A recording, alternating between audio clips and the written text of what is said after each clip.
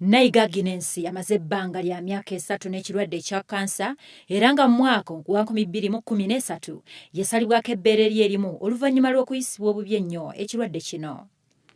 Mu kiseera ekyo Nayiga yali ayonsa omwana we era nga bonna ne bujje baakosebwa bya nsusso.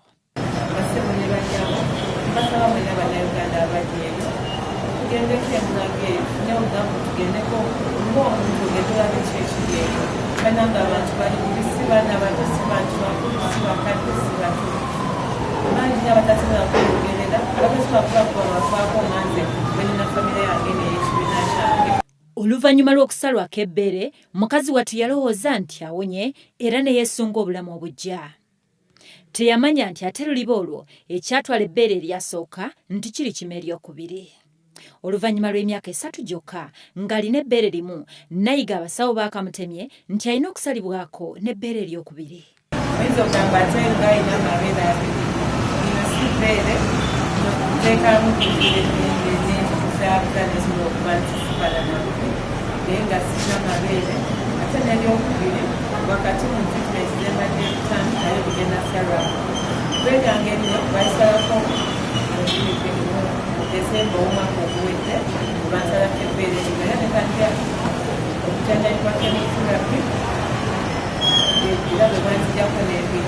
Kaakano mukazi wattu ono atandise omuyiggo gw'ensimbi okugenda nate okumulongoosa, wabula naye tamanyi walina kutandikira muyiggo guno. Yeetaaga nno ensimbi obukadde 120 eza Uganda. Wano omukulembeze wa Democratic Party Nobert Mao wasinzidde okukwasizaako omwana muwala ono naye asobole okufuna obulamu obutaliimu kuluma bugigi. Mao agambye nti gavumenti esobola bulungi nnyo okupokera ekitongole kya poliisi ensimbi okugula mmotoka ezifuuwa omukka ogubalagala n'ebirala, kyokka ng'ebintu ebikosa abantu obutereevu tebiteekeddwako mulaka. Singa abantu tebasobola okuvaayo ne basonda ssente okunyambako emirundi 2, singa siri mulamu kati. N'olwekyo ekintu kino tewali muntu akitegeera okusinga.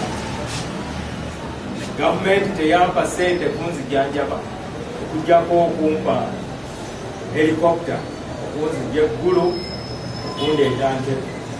Mao era asabye bannakibiina kya Democratic Party n'abantu bonna balumirirwa okusonda ensimbi okusobola okujjanjaba omuwala munna-DP Nayiga Agnes. Tubakoowoola mwenna abatuwulira olwaleero twegaddeko tusobole okutaasa obulamu bwa Agnes Nayiga. Ne wootuwa nnusu emu nja kuba okendezzaako ku buzito bwe tulina, kubanga twetaaga miliyoni 12. Obanga oyagala kubirako Agnes okumugumya, eno yessimu ye 070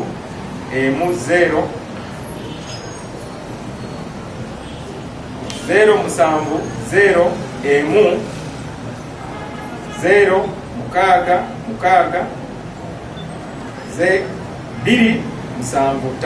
Kinajjukirwa nti gye buvuddeko ekyuma ekyali kijjanjaba obulwadde obwa kansa oba Kkookolo mu ddwaliro ekkulu ery'e Mulago kyayonooneka era nga gavumenti mu kiseera kino yabaka nadda n'omulimu ogw'okuzimba banka oba ekifo omuterekebwa ebyuma ebijja ebikola ku kirwadde kino ekya kansa.